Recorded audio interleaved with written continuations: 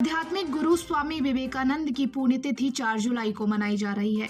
12 जनवरी को कोलकाता में जन्मे नरेंद्र नाथ ने 25 वर्ष की आयु में सांसारिक मोह माया का त्याग कर अध्यात्म और हिंदुत्व के प्रचार प्रसार में अपना जीवन लगा दिया। वह सन्यासी जब ईश्वर की खोज में निकले तो पूरे विश्व को हिंदुत्व और आध्यात्म का ज्ञान देते हुए भारत के रंग में रंग दिया। के नाम एक ऐसी उपलब्धि जिसने वैश्विक स्तर पर भारत का डंका बजाया था।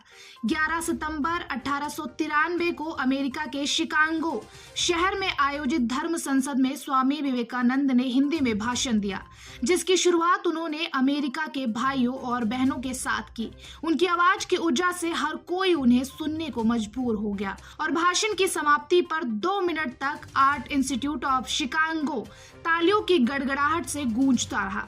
स्वामी विवेकानंद ने वो कौन सा भाषण दिया था जिसकी चर्चा आज भी समय समय पर होती रहती है, इस पूरी वीडियो में आपको सुनाते हैं। अमेरिका में मेरे भाइयों और बहनों, मुझे गर्व है कि मैं एक ऐसे देश से आता हूँ जिसने इस धरती के सभी देशों और धर्मों के सताए लोगों को शरण में रखा है।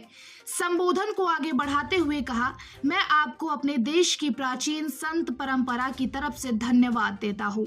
आप सभी धर्मों की जननी की तरफ से भी धन्यवाद देता हूँ और सभी जाति संप्रदाय के लाखों करोड़ों हिंदुओं की तरफ से आभार व्यक्त करता हूँ। मेरा धन्यवाद कुछ उन वक्ताओं को भी जिन्होंने इस मंच से यह कहा कि दुनिया में सहनशीलता का विचार सुदूर पूरब के देशों से फैला है।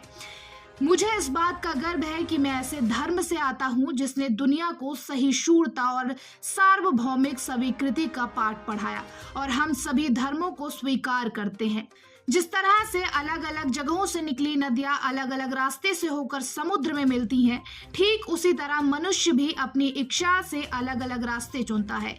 ये रास्ते देखने में भले ही अलग अलग लगते हैं, लेकिन ये सभी ईश्वर तक ही जाते हैं।